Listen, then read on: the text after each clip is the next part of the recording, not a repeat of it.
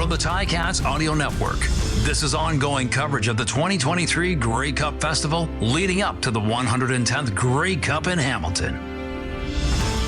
Catching up with Kelvin Tiggle. I'm RJ Broadhead. Kelvin, you're back in Hamilton. Do you get back to Hamilton very often? No, the last time I was here in Hamilton was actually for Hitchcock, Wall of Fame, and I had a great time. But now that I'm back again, last time I was here, I wasn't in the city. I just came to the stadium and congratulate Hitchcock and enjoy those festivities. But now this is a whole different experience. It's really bringing me back when I was here, giving back and working with the youth and, just showing them motivation and sharing a little bit of knowledge of what I have grown up from playing football all my life. So this is more in depth, which I really love. So Kelvin was helping out with flag football, kind of coaching a team here. We're at the Armory at the Grey Cup Festival, and the kids were there. It looked like you were enjoying it and cheering them on pretty nicely. Yeah, I had to calm myself down because the competitive nature. Yes, because I really wanted to. I don't want to overstep another coach's toes, but I had to just scale myself down to okay, I'm here just to motivate the kids, but I can't get into it. So it was kind of hard to decipher from the both. I want to go all in, but I can't go all in. But this is what I love. This is what it's all about, really. To bring the young youth up and get them prepared for not only football but for life, period. And that's why I love kids that participate in sports, because to me, being a part of a team, and it teaches you of how to work with each other, and it just brings so many different values to prepare you for life. Where are you living now, Kelvin? Where's home? I live in Maryland, where I was born and raised in Maryland, yes. So when you came back to Hamilton, you said it's been a while. What football memories came back when you got to the city? Oh, my goodness. So... Okay. Is this going to be long? No, or emotional? Just emotional. Yeah. Yes, that's emotional. Good. That's good. Man. So, my first time, I'm in Hamilton, and first person that I meet is Earl Winfield. Yep. And, oh, man, what an outstanding person. Not only a player, but a person, human being that he, showed me when I first came in Hamilton. So he introduced me to a lot of the fans, the organization, the people that was in around his environment in Hamilton. And that's when I shared that, how the Hamilton fans and the organization and the people embraced me into their family. And Earl Winfield was one catalyst to that. And I'm just so grateful to, come back, and the fans still, remember me. And that's oh my God, that's an all-time just feeling that that you had self-worth and impact in a city, So I'm just happy to be back, and what I'm doing now is what I do here. I'm at Maryland, my everyday job. I give back to the youth, have a big impact in the community. Not only we service the youth, but we service from the pee-wees up to the senior citizens. So we program and plan events for them, and this right here is what I love to do.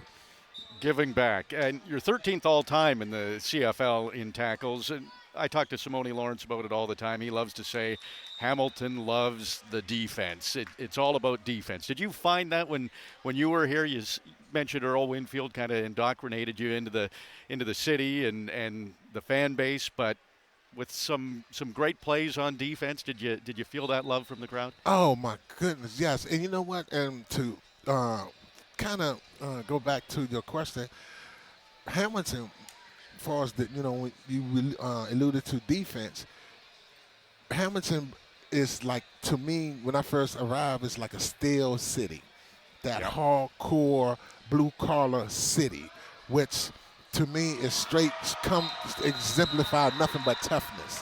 And when I got on Hamilton, that's what it portrayed with the coaches and all that, defense. We're not going to allow no one come into our facility. We're going to always, defend our hometown, defend our goal. So that's what Hamilton give you, that hardcore feeling, that lovable feeling, but at the same time, don't mess with us feeling.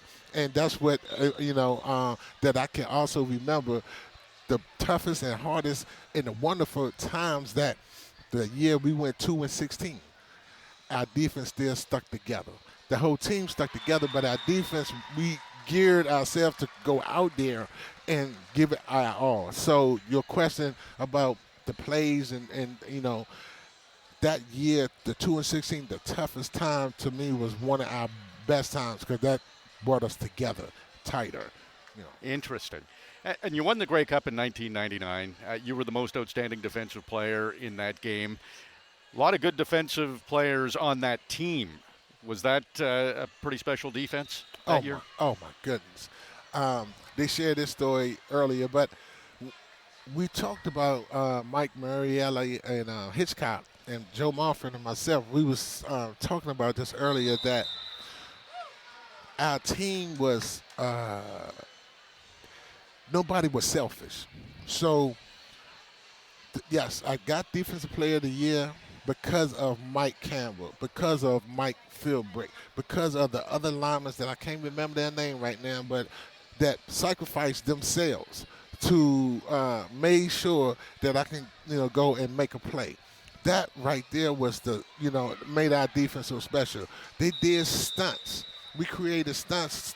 Sudge, rest his soul. Coach Sudge created stunts for us to do to Joe Moffett to get free. And Joe Moffett, he was a beast anyway, so he ain't need nobody to help him to do what he did. But that was sometimes in the defensive plan of each player. Sudgy had it out for each player, that what he created and what he developed to get the next man free to make the play.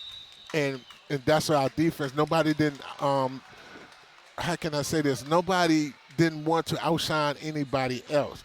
It's just whatever is called, and the selfishness was aside, and it was all about winning. And that's what made our defense so special, and the success that we had in the 1999 year. Can you believe it's the last time the Tiger Cats have won the Grey Cup? Oh, no. Man.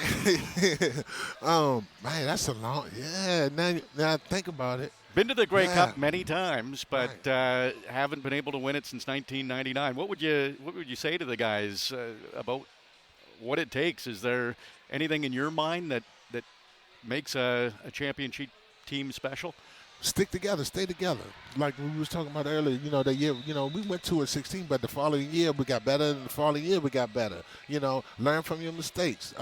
Whatever you did the prior year of not getting over the hump, work on that, and make sure you implement that into your practice.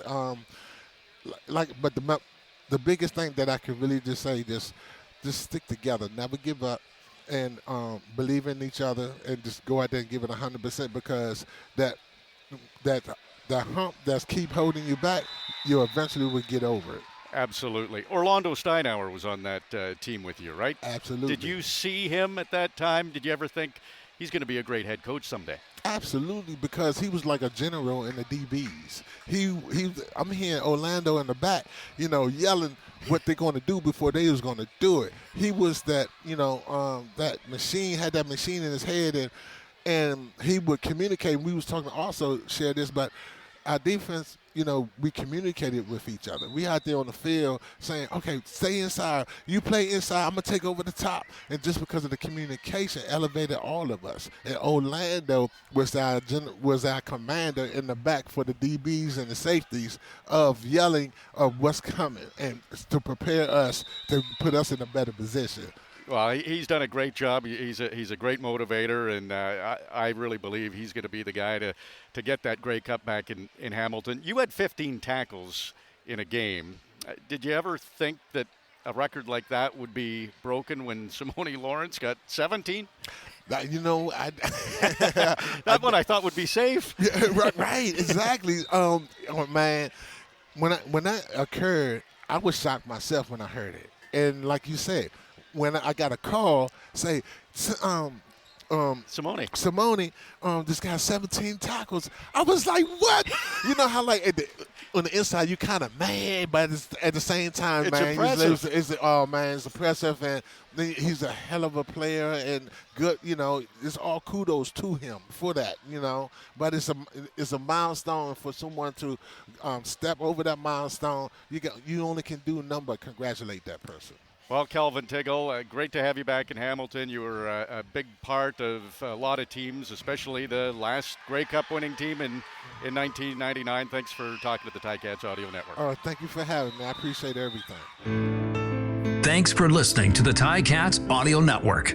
Check back often throughout the 2023 Grey Cup Festival for more.